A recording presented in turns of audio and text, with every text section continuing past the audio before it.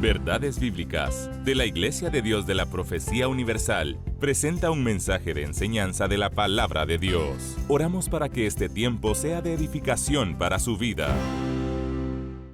Hola, ¿qué tal? ¿Cómo están? Un gusto saludarles en Cristo Jesús. Esperamos que el favor de Dios sea sobre todos y en todos en este día dominical.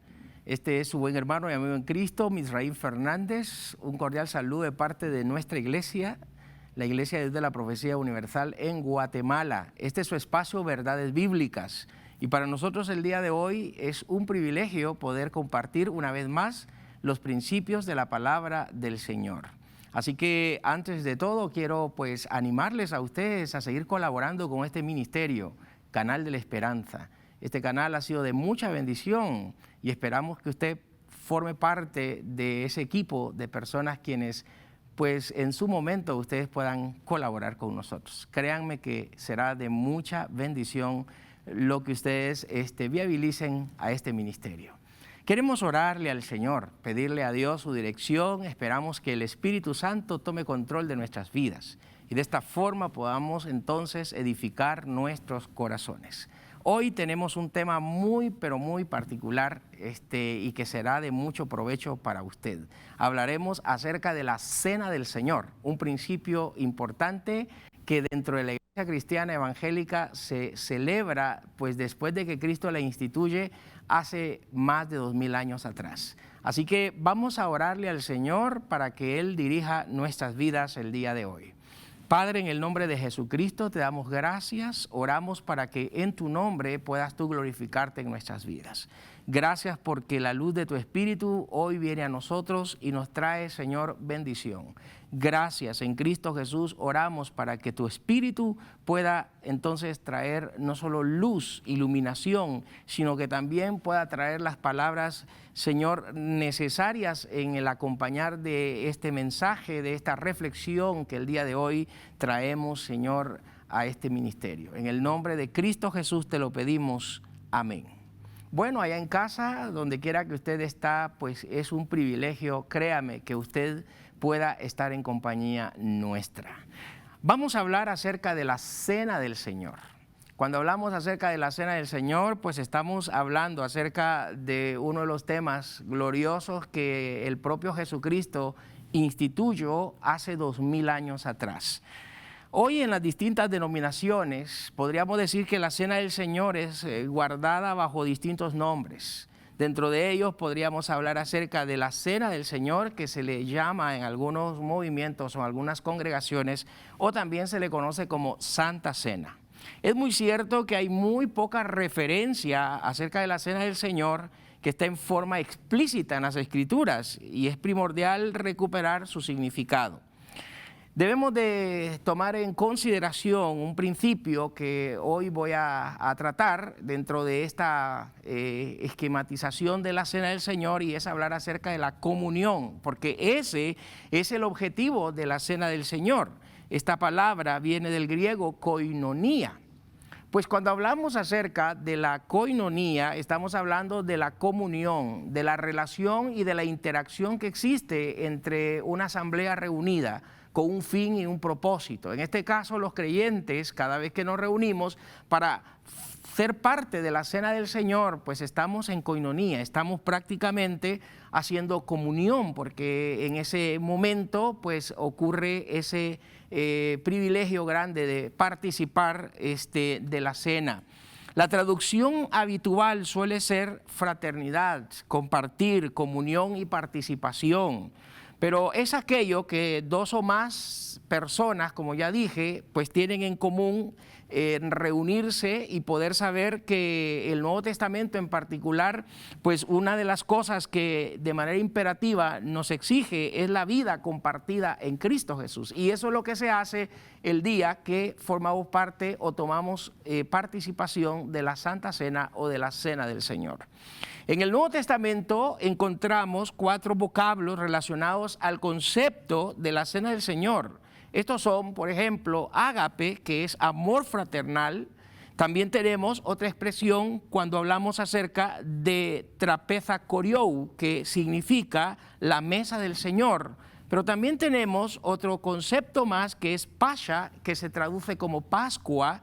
Y por último tenemos hablar acerca de la Cena del Señor como Kuriakon Deipnom. Estos conceptos prácticamente son los que están constituidos en el Nuevo Testamento cuando se habla de la Cena del Señor.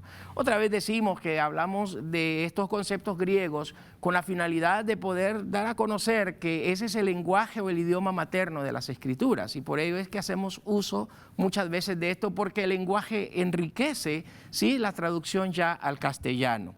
¿Qué dicen algunos escritores o algunos teólogos acerca de la Cena del Señor o de la Santa Cena? Bueno, debo de, en primer lugar, consultar a John Wesley. Él rechazó explícitamente lo que más adelante vamos a hablar, el tema de la transubstanciación, que es una cuestión que está desajenada a nuestra creencia, a nuestra postura, y en su momento vamos a definir qué es esto. Pero él decía: nota el cambio del pan en el cuerpo de Cristo. Se puede inferir de sus palabras: este es mi cuerpo. Lo que no deben tomarse literalmente es manifiesto de las palabras de San Pablo, quien lo llama pan, y no solo antes, sino también después de la consagración. Y en consecuencia, estos elementos son llamados por los padres las imágenes, los símbolos, la figura, el cuerpo y la sangre de Cristo. Hasta aquí lo citado de John Wesley con relación a la Cena del Señor y la manera en la que él define qué es y cómo se puede visualizar la Cena del Señor como tal. John MacArthur, que es otro de los escritores autores de muchos libros serios en teología, lo cito diciendo acerca de la Cena del Señor: y mientras comían tomó el pan y bendijo y lo partió y dio a sus discípulos y dijo: tomad, comed, esto es mi cuerpo. Y tomando la copa y habiendo dado gracias, le dijo diciendo: bebed de ella todos, porque esto es mi sangre del nuevo pacto, que por muchos es derramada para remisión de los pecados. Bueno, él hace esta introducción de Mateo 26, 26, 28, y luego él dice: la Pascua era la más antigua de las fiestas judías, más antiguas incluso que el pacto con Moisés en el Sinaí. Fue establecida antes que el sacerdocio, el tabernáculo, la ley. Fue ordenado por Dios mientras que Israel estaba esclavizado todavía en Egipto. Y para el tiempo de Cristo había sido celebrada por el pueblo de Dios por unos 1500 años. Hasta aquí la cita concluye John MacArthur. Vale la pena entonces decir que, siguiendo el hilo de todas las Escrituras, Jesús dejó dos ordenanzas para su iglesia. Una, el bautismo en agua, que es una ordenanza que tiene que ver con la exterioridad de una persona que viene a Jesucristo y desde luego es identificada a través del bapto o del bautismo en agua. Pero también tenemos otra ordenanza más, que es la Cena del Señor. Las dos ordenanzas fueron dadas para todo cristiano, y cuando participamos de ellas estamos mostrando al mundo nuestra obediencia, nuestro sometimiento y amor a nuestro Señor y Salvador Jesucristo. Ahora bien, hay dos conceptos que dije hace un momento que toca de hecho Wesley en su definición, y es la palabra transubstanciación y la otra, que es la consubstanciación, con relación al tema de la Cena del Señor. ¿Qué pasa en realidad en el momento de la cena? ¿Qué ocurre cuando se reúne en coinonía o en comunión los creyentes con esta ordenanza? Bueno, decimos que estos dos conceptos teológicos en el cristianismo, para los elementos que se requieren en la participación de esto sagrado, como lo es pan y vino. Pero, ¿qué dice la transubstanciación? Según las enseñanzas de un grupo cristiano, dice que hay una conversión de toda la sustancia del pan en la sustancia del cuerpo de Cristo. Y por otro lado, en cuanto al vino, toda la sustancia de este líquido está en la sustancia de su sangre. Es decir, que para este movimiento ellos consideran que hay un cambio total de elementos, es decir, que el pan se convierte propiamente en el cuerpo de Cristo y el vino se convierte en la sangre de Jesucristo. Bueno, algunos le podrían llamar a esto canibalismo. El canibalismo es comer sangre o comer carne humana. Y eso es lo que precisamente no podríamos entender si aceptáramos la transubstanciación. Es decir, que en la Cena del Señor lo que hay es consubstanciación.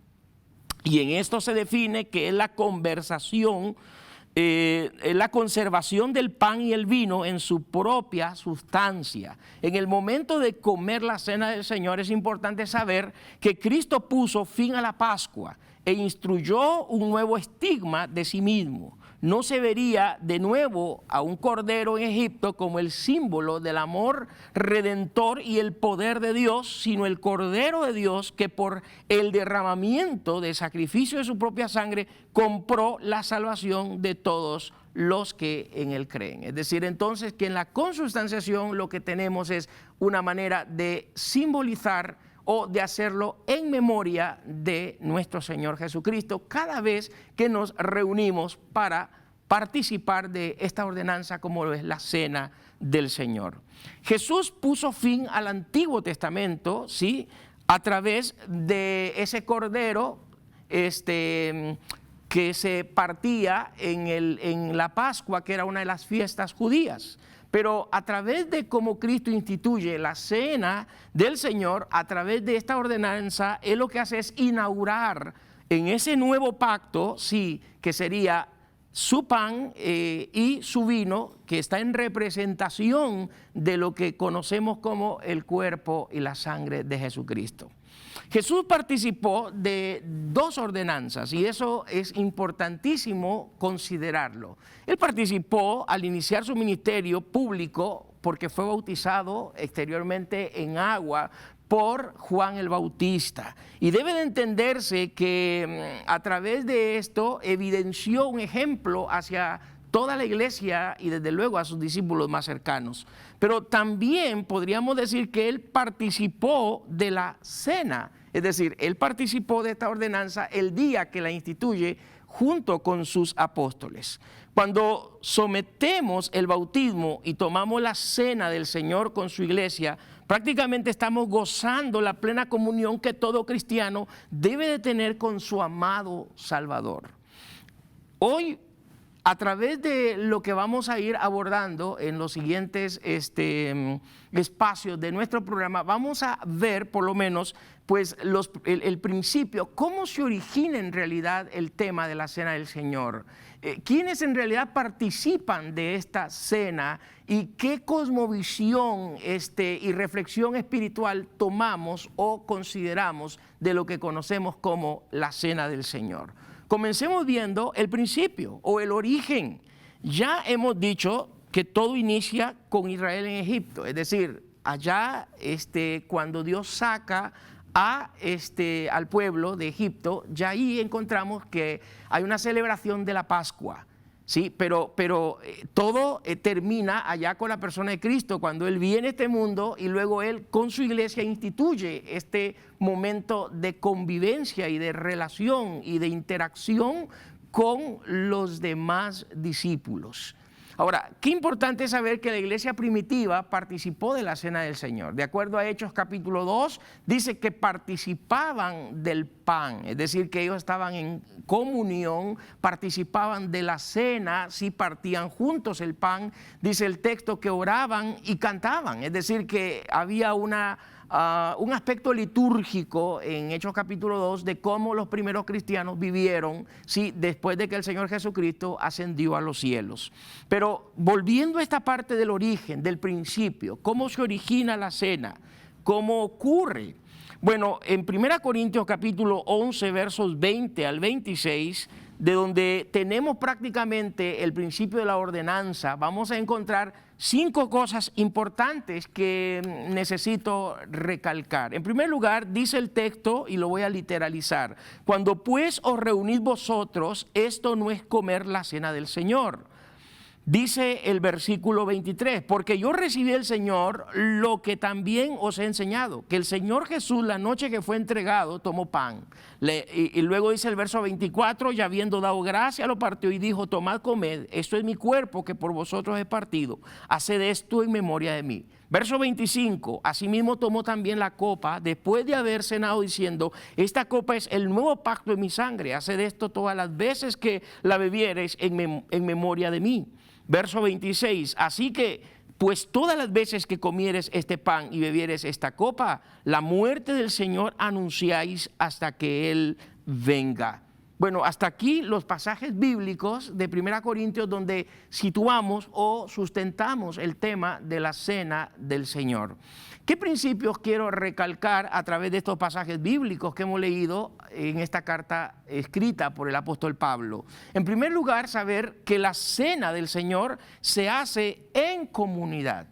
Es decir, que la cena del Señor, la Santa Cena como le llamamos, pues lo que ocurre es que debe de hacerse en comunidad y desde luego dirigido por una persona que califica para poder compartir con todos los creyentes digna ordenanza. Dice el verso 20, cuando pues os reunís vosotros, esto no es comer la cena del Señor. Es decir, la reunión es el lugar donde se realiza este acto tan lindo como lo es la coinonía en el Señor y con los demás creyentes en Cristo Jesús.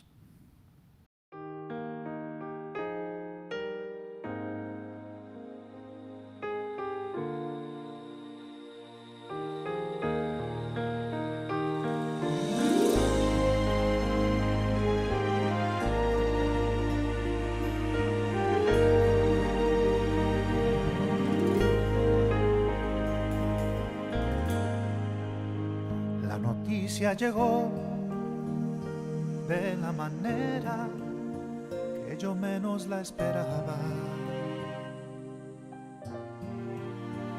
Mi esposa contestó y en su mirada reflejaba un profundo dolor. Es un tumor, dijo el doctor, un imposible de operar. Y en ese instante pensé, Señor, muy pronto moriré. Y su paz descendió y tomó el control de todas mis emociones.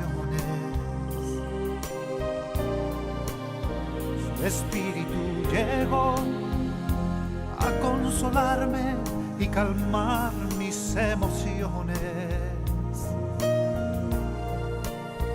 Y muy dentro de mi ser nace un clamor: oh Dios, ten misericordia de mí. Y en ese instante pensé, Señor, en tus manos estoy. Fue su poder que me sanó. Fue su misericordia la que me alcanzó. Fue por su sangre carmesí que derramó allá en la cruz. Fue su bondad, fue su amor, fue su poder, fue su poder que me sanó. Fue su misericordia la que me alcanzó. Fue por su sangre carmesí que derramó allá en la cruz. Fue su bondad, fue su amor, fue su poder, fue su bondad, fue su amor.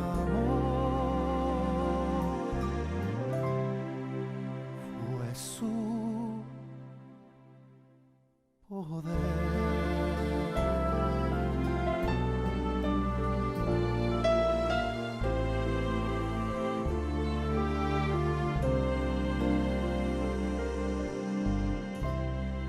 Fue su poder.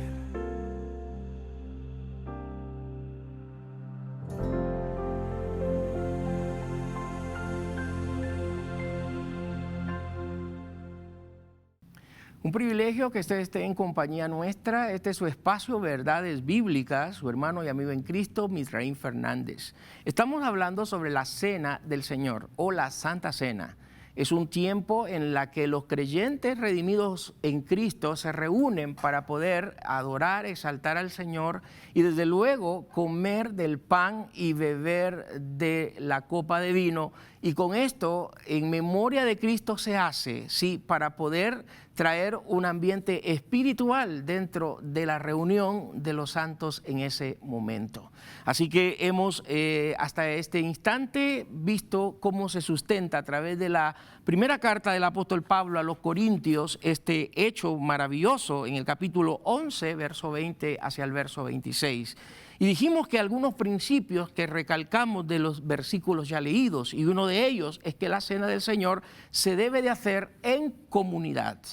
En comunidad, es decir, los creyentes se reúnen y una persona calificada. La carta de Pablo a Timoteo menciona el perfil de los ancianos o de los obispos o de las personas que llenen los estándares para poder dirigir el ministerio del Señor, y dentro de ello recae precisamente el que se sepa administrar la cena del Señor. En el verso 23 encontramos un principio más, y es la enseñanza de que esta ordenanza proviene del propio Señor Jesús. Es decir, que si la cena del Señor se debe hacer en comunidad, ahora debe saberse que la enseñanza, esta estructura doctrinal importante que es como una columna, juntamente con el bautismo en agua, dentro de la iglesia cristiana, debe de considerarse que proviene del Señor Jesús. En el verso 23 dice: porque yo recibí del Señor lo que también os he enseñado, que el Señor Jesús, la noche que fue entregado, tomó pan. Es decir, que de donde emana el tema de la Santa Cena, de donde emana la cena del Señor como doctrina, emana de la enseñanza dicha por el propio Señor Jesús. Estamos hablando sobre el origen, cómo se originó la cena, de dónde nace, dónde parte. Independientemente, hemos dicho que todo comienza con la Pascua, una de las fiestas en Israel, pero todo ya en el nuevo pacto se ubica en cómo el Señor incorpora teniendo pan y teniendo vino, y dijo que en memoria de Él se haría cada vez que los creyentes se reunieran a hacerlo. Otro principio importante que debemos de ver en estos versículos es que la cena se hace en memoria de Él. Dice el verso 24, y habiendo dado gracias, lo partió y dijo: tomad, comed, esto es mi cuerpo que por vosotros es partido, haced esto en memoria de mí. Es importante ver entonces que hasta este momento los elementos vistos en este pasaje están relacionados con los principios ligados a el tema de la cena del Señor, porque también en el verso 25 hablamos sobre cómo la ordenanza es repetible y no se restringe al tiempo o a fechas especiales. Verso 25, asimismo tomó también la copa después de haber cenado, diciendo: esta copa es el nuevo pacto en mi sangre, haced esto todas las veces que la bebiereis en memoria de mí. Es decir, que este principio implica que la ordenanza no ve fechas en particular o en especial o el tiempo en el que se deba de realizar o hacer. Es decir, que la iglesia propiamente, con el ministro a cargo, todos los sirvientes en el lugar y la iglesia reunida, pues deben de considerar cada cuándo deban de tomar o participar de la cena. Pero el punto es que en las Escrituras está definido como un principio importante que no debiera dejarse de lado ni verse con desdén dentro de la iglesia. Sí, la iglesia debe participar, debe de considerar esta ceremonia, esta ordenanza como parte de la vida espiritual de la iglesia como tal. En el verso 26 encontramos un principio más. La cena del Señor tiene un enlace de carácter escatológico, es decir, tiene que ver con el mañana, ¿sí? Dice el escritor que anuncia su muerte siempre hasta su venida. La palabra es parusía, otra vez cuando regrese a la tierra. Es decir, que en el verso 26 Pablo dice, así pues, todas las veces que comieres este pan y bebieres esta copa, la muerte del Señor anunciáis hasta que Él venga. Qué importante es ver entonces que lo que Pablo a través de esta carta a los Corintios nos enseña y nos establece es que la ordenanza es bíblica, la ordenanza proviene de Cristo, la ordenanza como tal es para hacerse en memoria de Él. Ya con estos pasajes literalmente vistos dados por el Espíritu Santo a Pablo, pues sostenemos no la transubstanciación, es decir, en que los elementos cambian, que se convierte la sangre, el vino en sangre, o que el pan propiamente se convierte en carne. Creemos en la consubstanciación, es decir, creemos y confiamos que lo que hacemos es en representación de o en memoria de, ¿sí? Ese acto es un acto más simbólico. Reitero dos cosas que en el verso 23 y 24 dice, y aquí en el verso 20 dice, hace la frase Pablo, la cena del Señor, ¿sí? Esta ordenanza no vino de la mente del apóstol Pablo, esta enseñanza no vino de la mente del apóstol Pedro o de cualquier otro apóstol.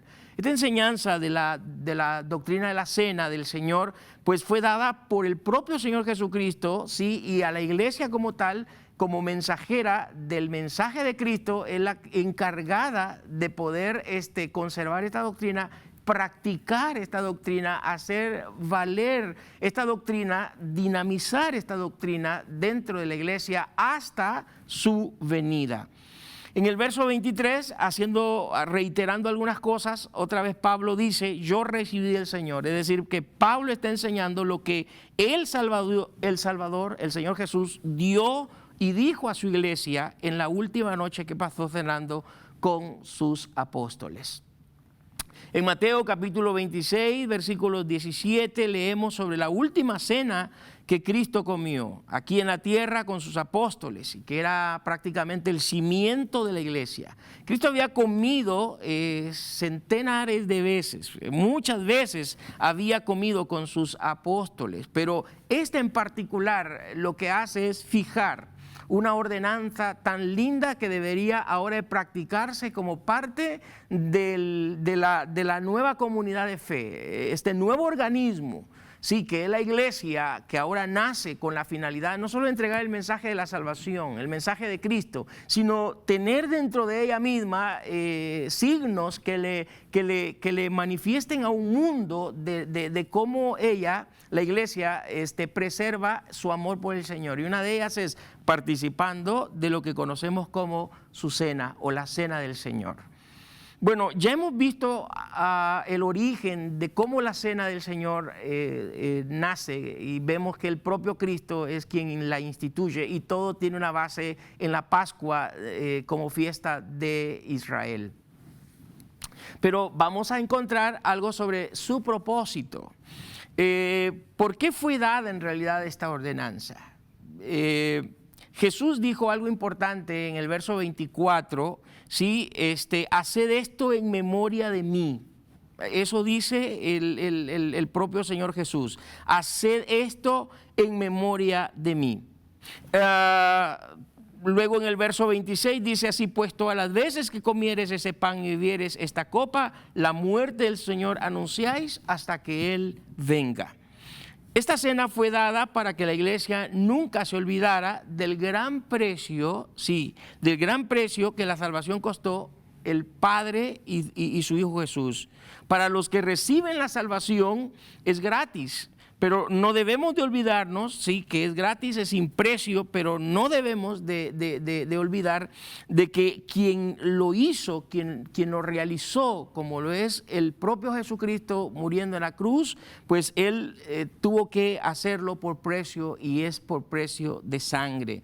Es decir, que la sangre preciosa es derramada en el madero, mancha el madero para que mi alma y su alma puedan quedar limpias y libres del pecado y de la maldad. El pan quebrantado representa al cuerpo de Jesús que fue clavado en la cruz. Eso prácticamente es lo que podemos visualizar, esa es la cosmovisión que nos hace ver esa escena de la cena del Señor.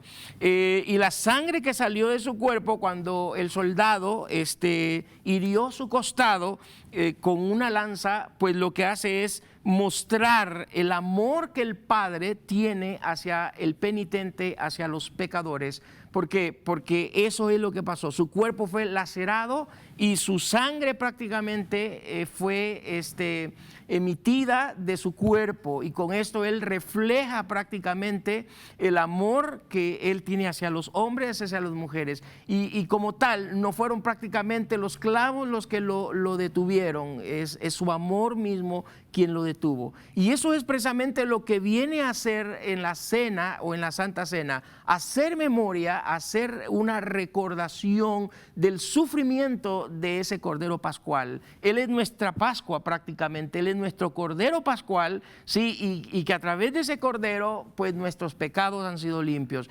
Juan, en el capítulo 1, verso 29, el evangelista Juan habla y relata lo que Juan Bautista dijo, y él dijo: véanlo, Él es el Cordero de Dios que quita el pecado del mundo. Cuando participamos de la cena del Señor, debemos de recordar el precio que nuestro Salvador tuvo que hacer. Él es el quien pagó por nuestros pecados. No olvidemos prácticamente que dentro de ese contexto del origen y del propósito de la cena se suma algo más, y tendría que ser el plan de la cena del Señor. Es decir, que debemos de saber cómo debe de ser administrada la cena del Señor. Y bueno, pues debemos de considerar dos elementos que no debieran de faltar.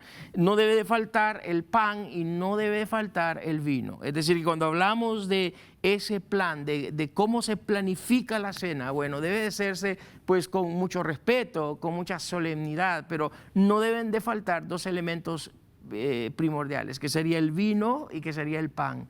Y que, vuelvo a reiterar, esto sería prácticamente una manera de reflejar, de manifestar la coinonía de los creyentes, la devoción que los creyentes tienen cuando tienen el pan y cuando tienen el vino en sus manos, y que cuando están a punto de comerlo y de beber el vino, pues debe de saber que hay un contacto con el Señor, hay una comunión con el Señor, sí, porque eso es lo que Dios prácticamente hace, no solamente a través de la oración que se comunica, sino a través de la cena también hay un momento de comunión, porque hay un contacto, porque hacemos memoria, hacemos una recordación de lo que el Cordero Pascual hace por nosotros o realiza por nosotros. Entonces, cuando hablamos acerca de la cena, de la Santa Cena, debemos de verlo como un asunto de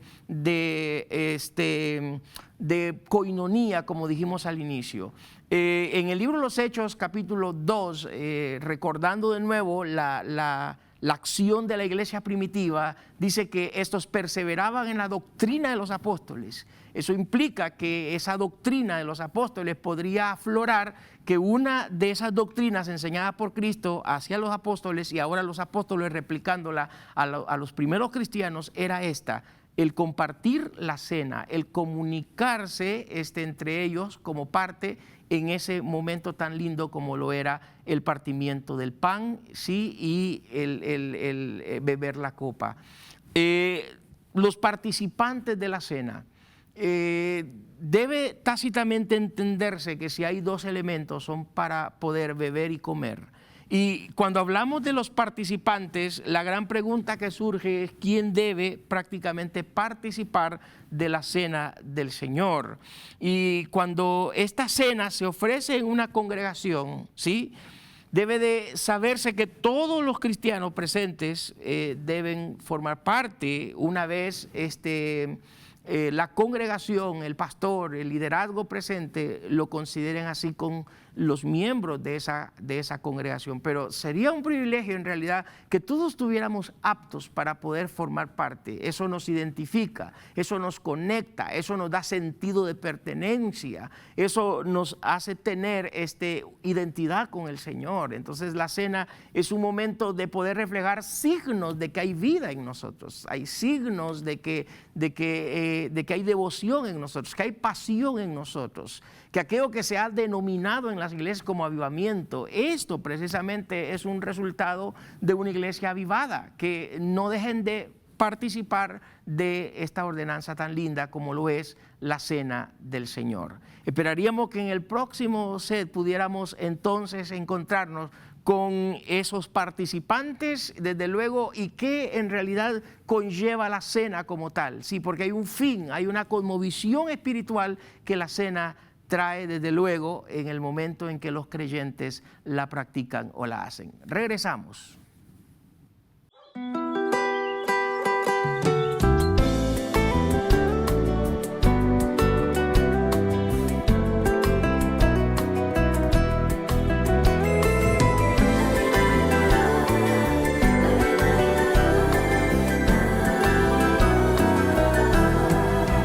Fortalecidos con todo poder, conforme a la potencia de su gloria. Fortalecidos con todo poder, conforme a la potencia de su gloria.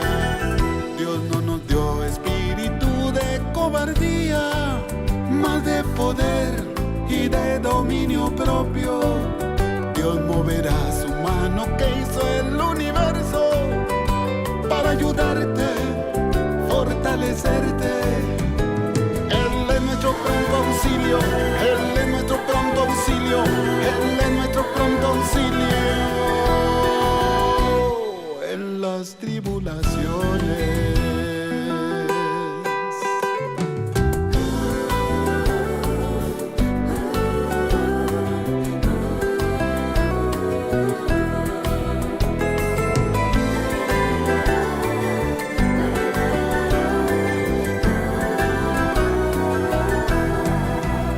Nuestra vida, la vida es Jesús, y su gozo nuestra gran fortaleza. De nuestra vida, la vida es Jesús, y su gozo nuestra gran fortaleza. Dios no nos dio espíritu de cobardía, mas de poder y de dominio propio. Dios moverá su mano que hizo el universo para ayudarte, fortalecerte. Él es nuestro pronto auxilio, Él es nuestro pronto auxilio, Él es nuestro pronto auxilio en las tribulaciones.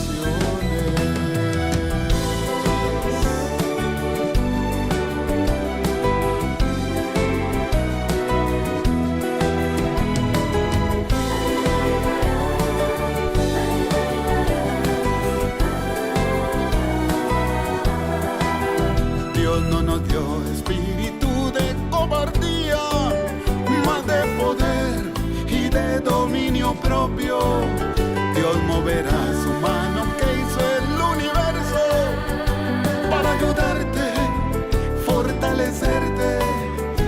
Él es nuestro pronto auxilio, Él es nuestro pronto auxilio, Él es nuestro pronto auxilio en las tribulaciones. Él es nuestro pronto auxilio, Él es nuestro pronto auxilio, Él es nuestro pronto auxilio en las tribulaciones.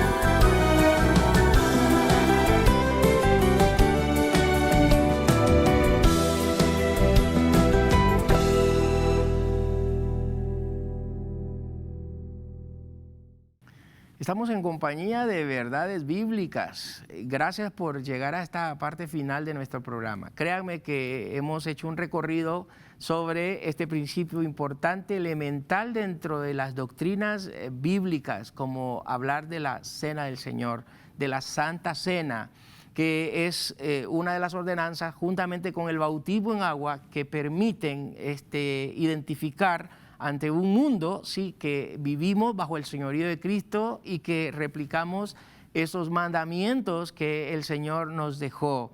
Eso decíamos en el set anterior, que lo que hacemos es dar vida, ¿sí? Hay signos de vida en esa congregación y dentro de ellos es que participemos de la Cena del Señor. En el capítulo 2, versos 38 hacia el verso 41, en el libro de los Hechos, Pedro se levanta, sí, y predica el sermón, el primer sermón en el día del Pentecostés, y dijo de manera así severa y muy conciso con su mensaje: arrepentíos y bautícese cada uno de vosotros en el nombre de Jesucristo para perdón de los pecados y recibiréis el don del Espíritu Santo. Así que los que recibieron la palabra fueron bautizados y se añadieron aquel día como 3,000 personas. La iglesia creció de un momento a otro. Y note usted que estos signos que tenemos aquí son importantísimos. Y luego los versículos que se siguen es que ellos participaban de las oraciones, participaban del pan, sí, y cantaban al Señor al unísono, dando gloria. Y dice que el Señor entonces añadía a la iglesia los que habían de ser salvos.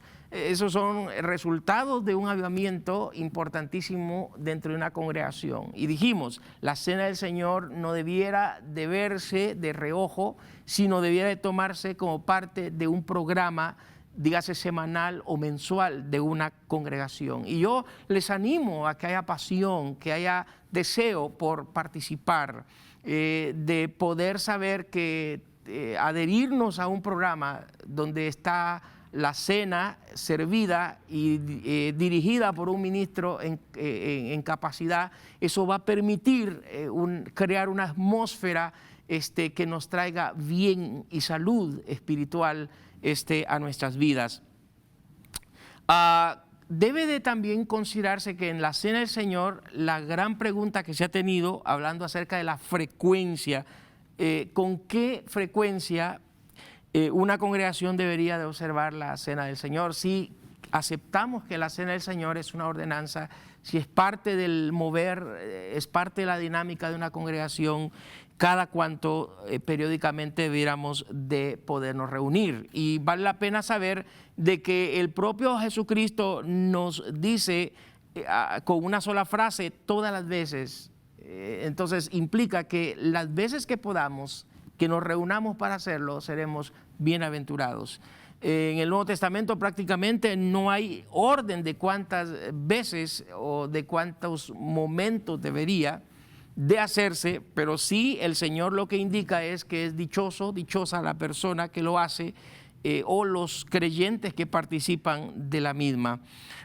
Según la Biblia, la iglesia primitiva en el libro de los Hechos observó diariamente por un tiempo la Cena del Señor. Parece que eso es lo que da a entender el libro transitorio del libro de los Hechos. Lucas relata que lo hacían constantemente y algunos se atreven a pensar que era diario que ellos participaban de la cena. Dice el verso 46 del capítulo 2 de Hechos: perseveraban unánimes cada día en el templo y partiendo el pan en las casas comían juntos con alegría y sencillez de corazón. Entonces implica que ahí hay elementos ligados al término cada día en el templo. Es decir, entonces que los creyentes estaban muy identificados con esta ordenanza dicha por el propio Jesucristo.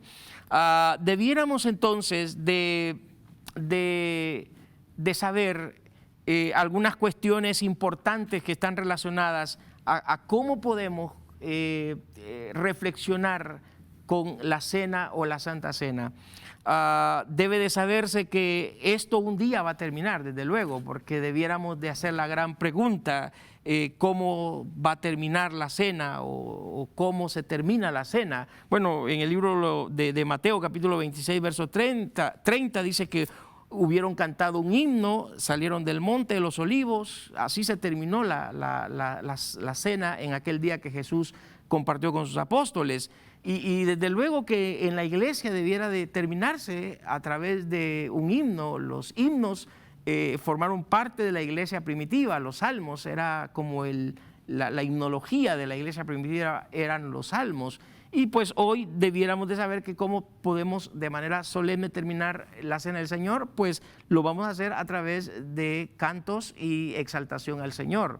Pero cuando hablamos también de cómo va a finalizar esta parte de la cena del Señor, pues un día Jesucristo lo hará con los suyos.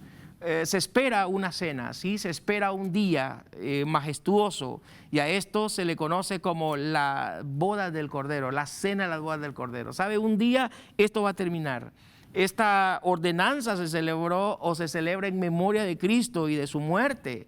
Y solamente los cristianos consagrados, intachables, elegidos. Y cuando hablo de intachable estoy hablando de porque estamos consagrados en el Señor, ¿sí? Él nos ha santificado, nos ha consagrado, nos ha hecho electos para participar de las cosas espirituales, y dentro de ellas está esta parte como lo de la cena. Pero usted, mi amigo, dice, ¿y nosotros dónde quedamos? Si yo llego a una iglesia y no soy creyente, es posible que no pueda participar. Y no pueda participar porque de nada le serviría participar de la cena del Señor si usted no ha sido redimido con la sangre de Jesucristo. De hecho, no quiero ser muy alegórico, pero el tema del vino podría en algún momento, y ya hemos dicho que representa la sangre de Cristo, esta debería de estar en su alma primeramente. Es decir, previo a que usted diga voy a beber de ese vino, deje que la sangre de Cristo, sí, pueda llegar a su alma, limpiar su vida, sus aspectos abstractos que están allá, su espíritu, su alma, sus sentimientos, sus emociones, etcétera, puedan ser limpios, y solamente será a través de la purificación en la sangre de Jesucristo. Y un día yo le prometo que usted va a participar de una cena gloriosa si usted recibe a Jesucristo. Y eso también es para los creyentes que un día han participado de la cena del Señor. Un día nos espera lo que se conoce como las bodas del Cordero, donde hay una cena. Capítulo 19, en el versículo 8 y 9 dice el libro del Apocalipsis: gocémonos y alegrémonos y démosle gloria porque han llegado las bodas del Cordero y su esposa se ha preparado. Y allí dice que serán invitados a la cena de las bodas para participar de esa cena. Y es increíble porque en esa cena el Señor Jesucristo, con todos los suyos, con todos los redimidos de todas las edades, se reunirá, y Él mismo partirá como ministro principal esa cena con todos los que estén ahí reunidos, los que estén ahí presentes. Podría decirse que la cena del Señor, cuando la participamos o participamos de ella, en primer lugar dramatizamos el evento decisivo de nuestra fe. Eso es elemental, es decir, dramatizamos el evento decisivo de nuestra fe. Eso es lo que va a pasar, o eso es lo que ocurre cada vez que formamos parte de la cena del Señor. Algo más, afirmamos la presencia del Señor en medio de su iglesia. Cuando nos reunimos, cuando esa coinonía se da, cuando esta comunión de creyentes, cuando ágape ocurre, ¿sí? Entonces va a pasar que afirmamos la presencia del Señor en medio de su iglesia. Increíble es saber entonces que el Señor Jesucristo se reúne junto con nosotros, aunque Él es omnisciente, es omnipresente, Él está allí reunido con nosotros, pero literalmente uno quisiera verlo, no literalmente lo estaríamos viendo, pero Él está allí, Él está presente. Él está con nosotros, su presencia invade el ambiente donde nosotros nos pudiéramos reunir. En tercer lugar, nos unimos como miembros de la familia de Dios alrededor de la mesa como una comunidad de fe. Es decir, que eso es lo tradicional que hemos hecho, es lo que típicamente se hace en las congregaciones. Nos reunimos alrededor de la mesa para participar de ese momento tan especial. Y si una iglesia o una congregación es mucho más grande, pues en sus lugares donde pudieran estar, desde allí pues participar de la cena del Señor. El punto es que ese momento sea un momento lindo, preciso, un momento de reflexión, un momento de comunión, un momento de reconcilio, un momento de contacto con Dios, un momento en el que nuestra mente, nuestro corazón estén intrínsecamente relacionados, ¿sí? Y que haya un mismo sentir como congregación ahí reunidos. Algo más dentro de esta parte final de la cena del Señor es que tenemos un momento de comunión personal con el Señor. Es decir, que ese es el instante en el que nosotros tenemos un contacto. Solo con el hecho de saber que yo tengo en mis manos el pedazo de pan o la copa de vino, ya con eso yo sé que tengo un contacto de manera memorial. Sí, estoy recordando al Señor, estoy recordando a mi Cordero, estoy recordando mi Pascua, estoy sabiendo que alguien sustituyó por mí mis pecados, que alguien pagó por mí, que alguien fue mi propiciación. O sea, cuando yo tengo en mis manos el vino y tengo el pedazo de pan, yo debo de identificar con eso, con esa parte de la tortura, del momento difícil que vivió el Cordero de Dios, que es el Hijo. Y luego también decimos que afirmamos nuestra unidad en el cuerpo de Cristo, es decir, que en la cena del Señor lo que va a pasar es que afirmamos esa unidad como creyentes, como hijos o hijas de Dios. La unanimidad está ligada a ese momento de ceremonia, a esa cena. ¿Por qué? Porque resulta de que allí está el Dios Tríuno con nosotros. El Dios Tríuno se convierte para nosotros como en el modelo, ¿sí? Él es el modelo a seguir. Entonces el Dios Tríuno es nuestro modelo, los elementos del Dios Tríuno como amor, como unanimidad, como relación entre de ellos, es lo mismo que se desprende en la iglesia, porque cuando nosotros nos acercamos, afirmamos la unidad de ese cuerpo, el cuerpo de Cristo.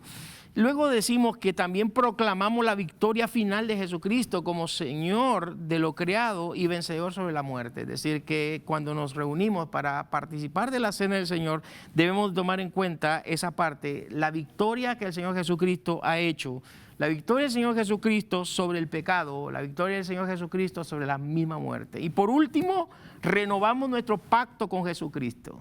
Eso es elemental, es decir, que cuando estamos en la presencia de Dios como creyentes reunidos alrededor de la mesa o con los elementos en mano, lo que hacemos en ese instante es renovar nuestros compromisos con el Señor y de saber que como seres humanos pecamos y como creyentes redimidos, pues de alguna otra manera pues nos identificamos a deslizar en algo que no agrade a Dios. Sin embargo, ese es el momento preciso en que yo, como el hijo pródigo, llegue, Padre, pecado contra el cielo y contra ti. Y saber que tendrá Dios cuidado y tendrá misericordia y el perdón vendrá a mí. Eso de la confesión de los creyentes cuando han pecado, pues creo que trae bendición al alma y al corazón del individuo. Creo que el día de hoy hemos terminado esta parte hablando de la cena del Señor como una doctrina fundamental. Espero que el favor del Señor sea sobre usted y el Espíritu Santo nos ilumine para entender cada vez más y más ese maravilloso principio escritural. No olvide, participe de su congregación, participe de la cena del Señor y el favor de Dios estará con todos y en todos. Que Dios les bendiga y será hasta una próxima. Esperamos que este espacio de verdades bíblicas de la Iglesia de Dios de la Profecía Universal haya sido de bendición a su crecimiento espiritual. Este programa es una producción de Canal 27. Predicamos la verdad.